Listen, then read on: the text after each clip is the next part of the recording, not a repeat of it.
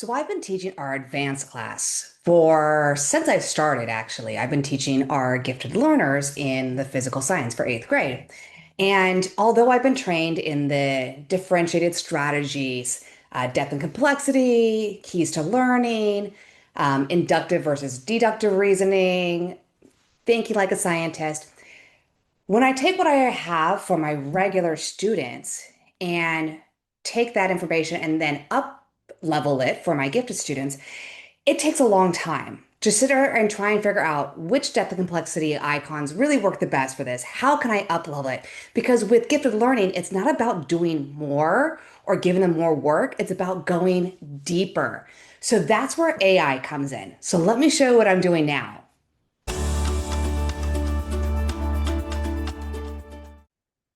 So I'm going to use Claude, and Claude has different ones here. I'm just going to use Opus and have the effort be high here. If you have the free version, I do pay for the paid version. If you have the free version, you could use Sonnet and it'll work just as well. It's kind of like doing different levels of iPhones, right?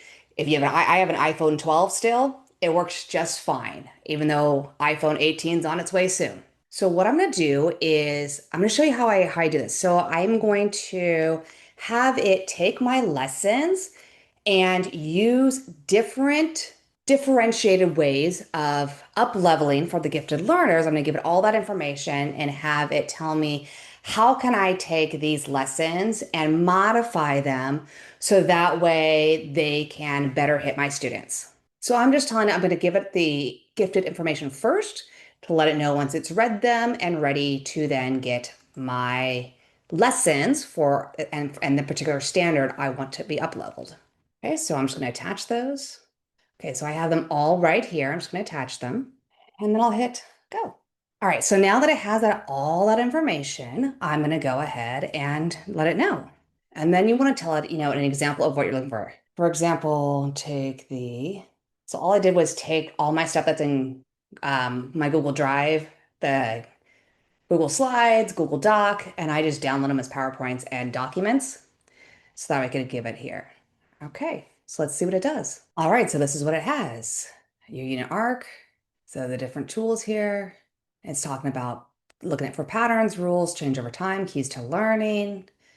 It's great for rewrapping the questions. And now it's giving me some up-level things. So my phase change gizmo, 3 icons, rules, paradox over time, activity wrap up from why do you think the temperature does not change much during a phase change to you discover a rule, why a substance changes state, its temperature stays flat, and even though you keep adding energy, this is a paradox, energy in but no temperature rise. Use the keyword function to resolve it if the added energy isn't there, and so on. So it gives me different ones for the FET lab, heating and cooling within a state. So now, what used to take me an incredibly long time to figure out the best way to up-level these activities for my gifted learners, it's done it for me. It's taken all that information, it's telling me how to change it, where to change it, how can we modify this to best work with my students. And that's why using it, and that's an example of using AI in education and in your classroom to better support you and support your students. So there's an example of how you can use AI in your classroom to better support you and better support your students, saving you time and helping your students go to the next level.